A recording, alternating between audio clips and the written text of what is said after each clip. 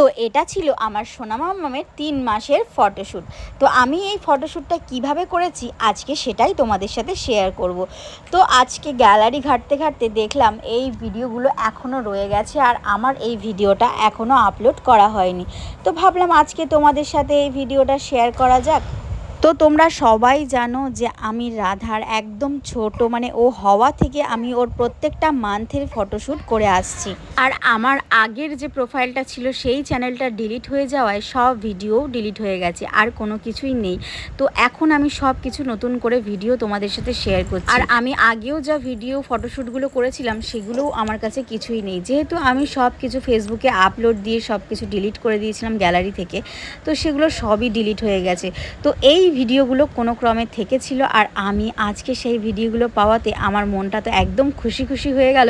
ভাবলাম তাই আজ তোমাদের সাথেও এইটা শেয়ার করি। তো দেখো আমি এদিকে সোনামাকে রেডি করছি, আর ওর দাদা তো সমানে দুষ্টুমি করে যাচ্ছে, ওর পেছনে লেগে যাচ্ছে। তো দেখো আমি একটা থিম ক্রিয়েট করেছিলাম, যেটা হচ্ছে তোমার ওই হট এয়ার বেলুন থাকে না, তো সেই জিনিসটা করার চেষ্টা করেছি।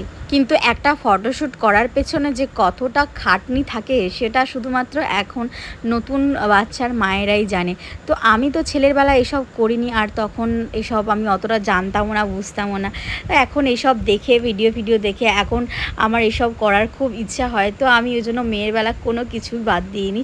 তো সব কিছুই আমার সোনামার ফটোশ্যুটগুলো আমি করার চেষ্টা করেছি। তো দেখো ওকে আমি রেডি করে দেওয়ার পর ও যেহেতু ঘুমাচ্ছিল, ওকে যখন আমি রেডি করিয়ে শুয়ে দিয়েছি ও আবার একটু কান্না শুরু করে দিল। আর একটা ভিডিও করতে গিয়ে যে ঘরটা পুরো কতটা নোংরা আর অগোছালোও হয়ে যায়, আর কতক্ষণ যে একটা শ্যুট করতে সময় লাগে সেটা আজ তোমাদেরকে কি বলবো।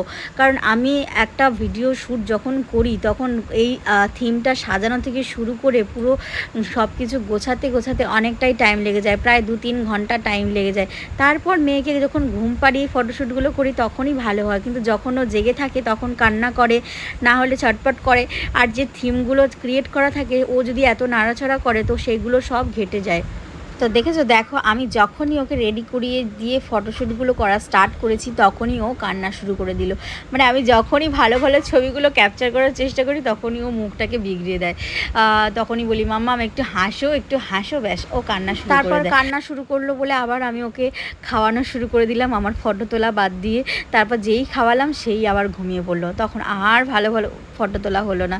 তারপরে আবার ওর ঘুম যখন কমপ্লিট হলো, তারপরে ও যখন একটু হাসাহাসি করলো ঘুম থেকে উঠে, তখন আমি আবার সুন্দর করে ওর ফটোগুলো নিয়ে নিলাম।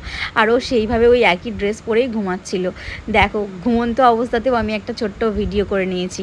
তো চলো আজকের ভিডিও তোমাদের কেমন লাগলো তোমরা কিন্তু অবশ্যই কমেন্টসে জানিও, আর ভিডিও ভালো লাগলে শেয়ার করতে ভুলো না। তো চলো টাটা, বাই বাই।